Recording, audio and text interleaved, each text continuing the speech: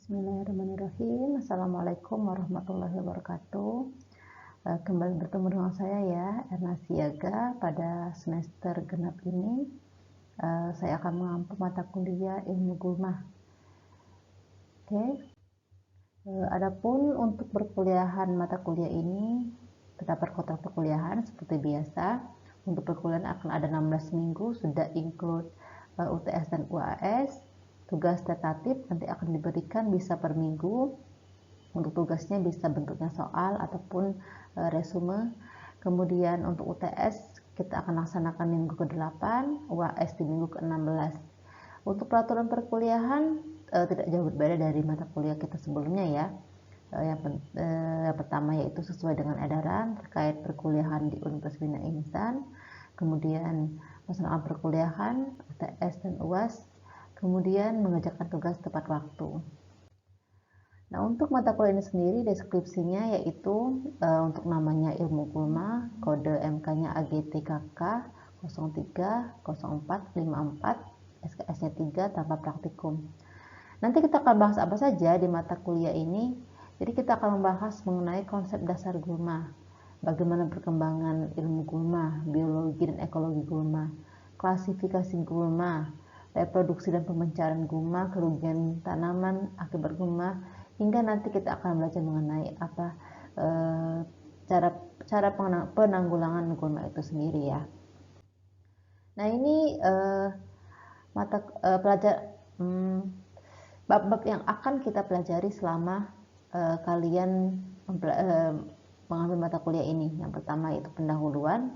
Pada kesempatan ini kita cukup akan membahas mengenai konsep dasar gulma, kemudian kedua perkembangan ilmu gulma, yang ketiga arti penting gulma, keempat klasifikasi gulma, 5 reproduksi gulma, kemudian keenam dormansi dan perkecambahan gulma, 7 interaksi gulma dan vegetasi lain. Nanti di minggu 8 kita akan melaksanakan UTS, kemudian lanjut lagi kita di pertemuan 9 kompetensi gulma dan tanaman, 10 analisis vegetasi gulma, 11 pengelolaan gulma, 12 pengendalian gulma, 13 herbisida, 14 teknik aplikasi herbisida, dan yang terakhir gulma penting tanaman. Lanjut kita di UAS di minggu ke-16 ya.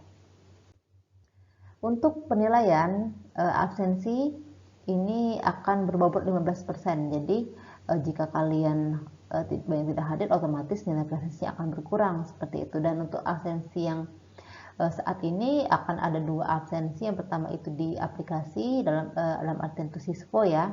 Jadi setiap dosen itu punya akun sendiri untuk mengabsen mahasiswa melalui akunnya, sehingga langsung diklik apakah hadir, apakah izin, sakit, atau mungkin memang tanpa keterangan. Kemudian nanti juga akan ada absen secara manual yang akan kalian tandatangani, sehingga nanti bisa kita saling cross check, misal di saya ada kekeliruan ataupun di kalian ada kekeliruan ya, seperti itu. Kemudian untuk tugas bobotnya agak lebih besar ya dibandingkan mata kuliah yang pernah kalian ampu. Jadi untuk ilmu gulma ini tugasnya ada 30% poinnya. Jadi tugas ini termasuk dengan kuis, jadi dibagi tugas yang sifatnya bisa diberikan per pertemuan, dan kuis yang akan dilaksanakan 1 kali sebelum UTS dan 1 kali sebelum UAS. Bagi 2 bobotnya jadi 15% ya. Kemudian untuk UTS proporsinya 25% dan UAS 30%. Oke. Untuk pustaka, kalian bisa gunakan Monandir 2013 judul ilmu gulma dari Universitas Brawijaya, UB Press. Untuk mendukung bisa menggunakan Akobundu dengan judul With Science in Tropic Wellai. Jadi silakan kalian searching atau unduh PDF-nya ya, seperti itu. Kemudian lanjut kita untuk pengantar pada pertemuan kali ini, kita akan langsung ke pengertian gulma.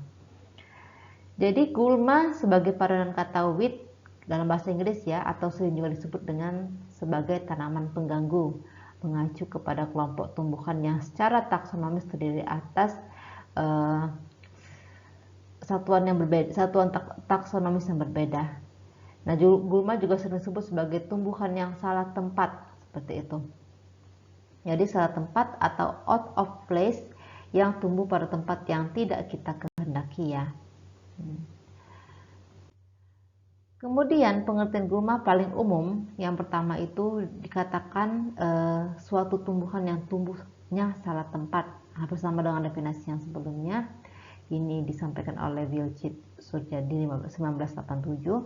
Kemudian suatu tumbuhan yang tumbuhnya tidak dikehendaki manusia, dan ada juga yang mengatakan bahwa suatu tumbuhan yang ikut campur dengan manusia di bidang pertanian dan suatu tumbuhan yang manfaatnya belum diketahui. Gitu ya.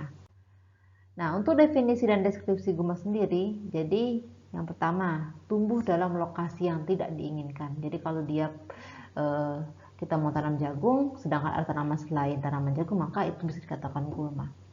Suatu tumbuhan yang tumbuh di tempat yang tidak diinginkan, ini berdasarkan terminologi Komite Persatuan Ilmu Gulma Amerika ya.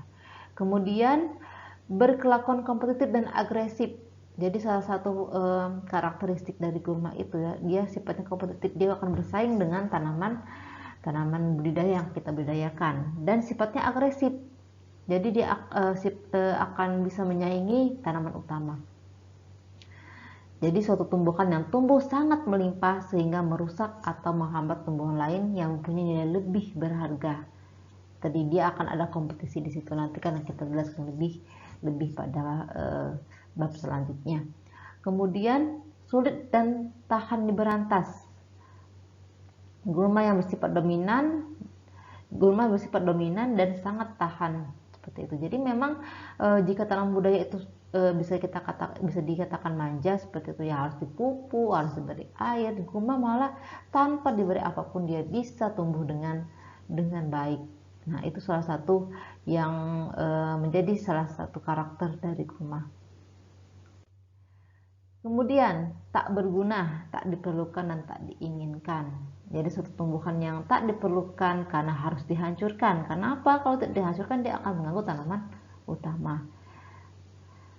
Kemudian suatu tumbuhan yang manfaat dan sifat baiknya belum ditemukan. Jadi di sini dikatakan dia gulma tidak ada manfaatnya pada saat dia tumbuh di lahan budidaya tanaman seperti itu.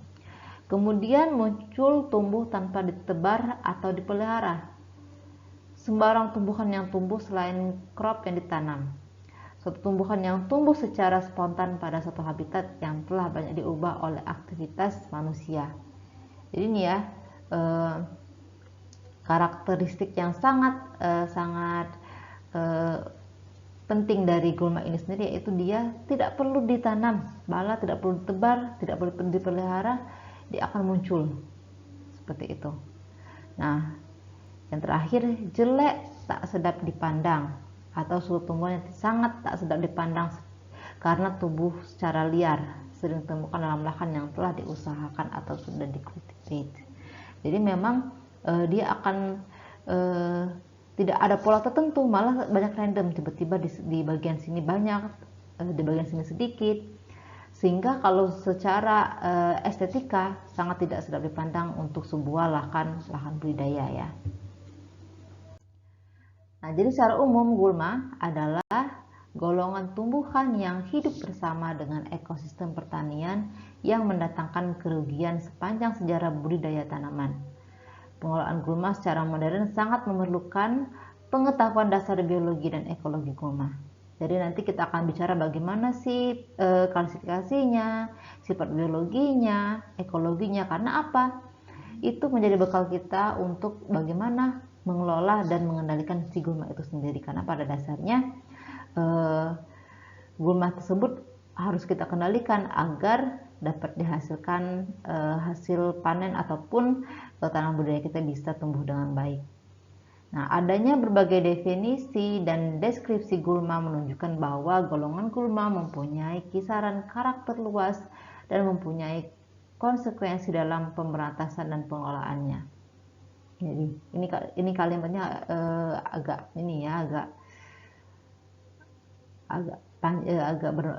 maknanya cukup mendalam. Jadi golongan gulma mempunyai kisaran karakter yang luas, bahkan ada yang belum terkarakterisasi seperti itu ya. dan mempunyai konsekuensi dalam pemberantasan. Jadi kalau kita memberantas si gulma ini, akan ada konsekuensi yang akan kita terima. Oleh karena itu memang pengendaliannya harus secara bijak. Oke, untuk minggu ini tadi cukup ya untuk sekilas materi. Silakan untuk tugas individu kalian agar lebih memahami terkait dengan konsep dasar gulma. Silakan dikerjakan tugas individu untuk pertemuan pertama.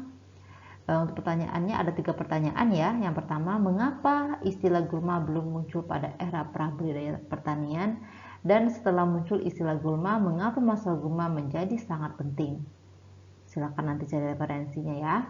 Yang kedua, mengapa pengetahuan dasar dirasakan sangat penting untuk mengetahui terapan atau applied science teristimewa yang berkaitan dengan ilmu ekologi gulma? Dan yang terakhir, kesimpulan apa yang dapat ditarik dari sekian banyak aspek definisi dan deskripsi gulma? Apa yang dimaksud dengan banyak aspek sifat gulma?